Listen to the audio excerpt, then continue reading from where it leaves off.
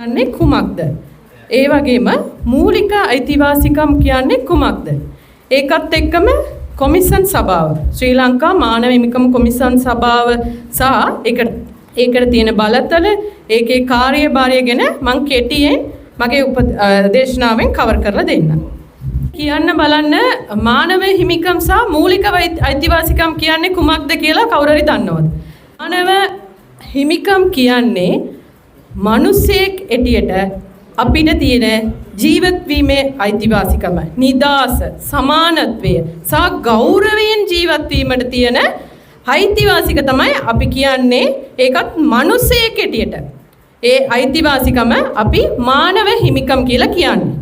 සියලුම දේ එකතු වෙනවා. මූලික අයිතිවාසිකම් කියන්නේ අපිට ඔයාලා දැනුවත් ඇති මේ වගේ ආණ්ඩු ක්‍රම ව්‍යවස්ථාවක් තියෙනවා. මේ ආණ්ඩු ක්‍රම ව්‍යවස්ථාවේ අපිට තියෙන ආණ්ඩු ක්‍රම ව්‍යවස්ථාව කොකද? 1978. ඒ ව්‍යවස්ථාවේ සඳහන් කරලා තියෙන අයිතිවාසිකම් තමයි මූලික අයිතිවාසිකම්. කියන සියලු දේම මූලික අයිතිවාසිකම් නෙමෙයි. හැබැයි මූලික අයිතිවාසිකම් කියන සියලු දේම මානව හිමිකම්. මම මේ ව්‍යවස්ථාව දැන් ඔයාලට දෙන්නම්. මේකේ බලන්න තුන්වෙනි පරිච්ඡේදයේ මානව හිමිකම් මූලික අයිතිවාසිකම් කියන්නේ තුන්වෙනි පරිච්ඡේදයේ 10 වගන්තිය 10 සිට 14 වෙනකම් තියෙන වගන්තිය තමයි මූලික අයිතිවාසිකම් කියන්නේ. එතකොට මානව හිමිකම් කොමිෂන් සභාව 1996 අංක 21 දරන පනත යටේ තමයි ස්ථාපිත කරලා තියෙන්නේ. එතකොට 1996 ඒ අවුරුද්දේ ස්ථාපිත කරපු ඉඳා ඒක තමයි අපේ හොට්ලයින් නම්බර එක. පැය 24ක්ම 24 කාලයක්ම ඒකට කෝල් ගත්තොත් ඒක ප්‍රධාන කාර්යාලයෙන් ක්‍රියාත්මක වෙනවා. ඒකත් එක්ක අපිට එයාලා සම්බන්ධ කරලා ප්‍රාදේශීය ප්‍රාදේශීය කාර්යාලයවලට දැනුම් දෙනවා.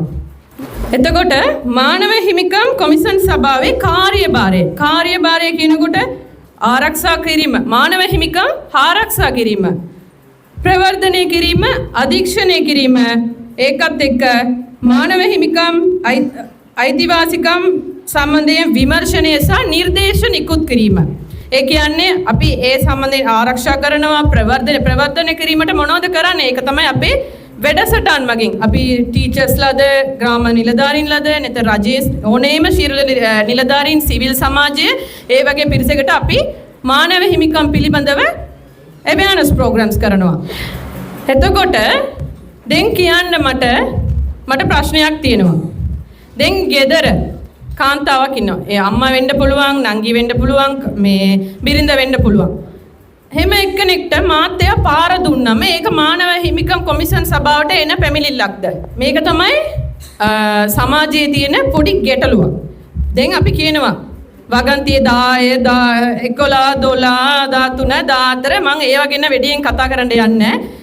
ඒවා ඉතින් අපි ඉන්ටර්නෙට් එකේ බැලුවම තියෙනවා, පොත්වලින් තියෙනවා. දැන් මානව හිමිකම් මූලික අයිතිවාසිකම් කියලා තියෙනවා.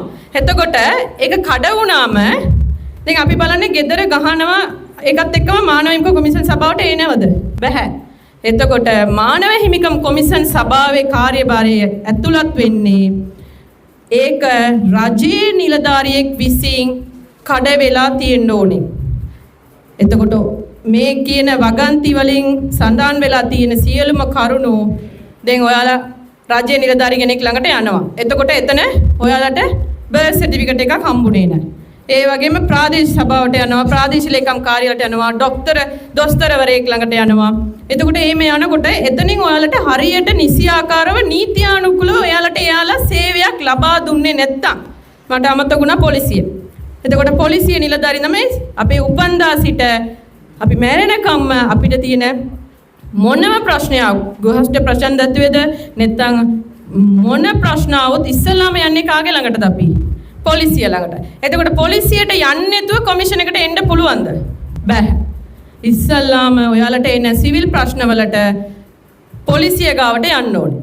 පොලිසියෙන් පැමිණිල්ල කරලා පොලිසියෙන් ඒකට අදාළ ක්‍රියාමාර්ග ගත්තේ නැත්නම් හරි පොලිසියෙන් අර පක්ෂපාතීව කරලා තියෙනවා, මේක විලා අත්නෝමතික අත්අඩංගුවත් කරලා තියෙනවා, වද හිංසාවක් කරලා තියෙනවා නම් මානව කොමිෂන් සභාවට එන්න පුළුවන්. ඒ වගේම තමයි ග්‍රාම නිලධාරින්ද ප්‍රාදේශීය සභාවේ ඉන්න නිලධාරින්ද ඕනෑම පාසල් වලින් ඉන්න ගුරුවරයෙක්ද විදුහල්පතිතුමාද ඕනෑම එයාලගේ තනතුරු අදාළ නැහැ කිසි මට්ටමින් ඉන්න උසස්ම රජයේ නිලධාරියෙක් වුණොත් මානව හිමිකම් කොමිෂන් සභාවේ ඇවිල්ලා එයාලට විරුද්ධව පැමිණිල්ලක් දාන්න පුළුවන්. කලින් ලෙක්චර් එකක් ගියා. නීතිඥවරයෙක් නීතිඥ මහත්මයෙක් ඒ ලෙක්චර් එකේ සඳහන් කරා ශ්‍රේෂ්ඨ අධිකරණය ගැන. ඒක තමයි අපි වෙඩියෙන්ම අපි ඔළුවට දාගන්න ඕනේ. එතකොට මාසයක් ඇතුළත ඔයාලට මානව හිමිකම් උල්ලංඝනයක් වෙලා තියෙනවා නම් මාසයක් ඇතුළත ඔයාලා ශ්‍රේෂ්ඨ අධිකරණයට ඒක පැමිණිලි කරන්න ඕනේ. නඩුවක් පවරන්න ඕනේ. ඒ මාසයක් ඇතුළත ඔයාලට දැන් වියදමක් හරි වියදමක් දරා ගන්න බෑ එහෙම කියලා ඒ මාසයක් ඇතුළත ඔයාලට ඒ ශ්‍රේෂ්ඨ අධිකරණයෙන් නඩු පවරන්න බැරි කමක් තියෙනවා නම් ඒ මාසෙ ඇතුළත ඔයාලා ළඟම තියෙන මානව කොමිෂන් සභාවේ ඒ නඩුව පවරන්න පුළුවන්.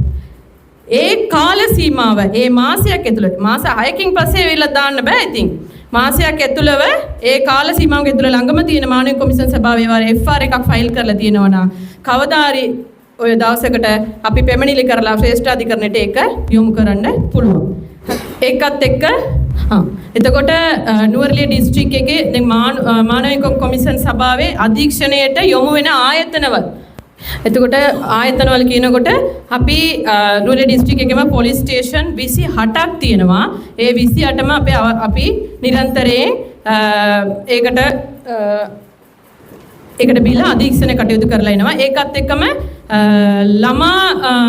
ළමා නිවාස, වැඩිහිටි නිවාස, කඳවුර, ආරක්ෂක කඳවුර ඒ වගේ කඳවුරු වලට අපිට අධීක්ෂණ කටයුතු වලට යන්න බලතල තියෙනවා.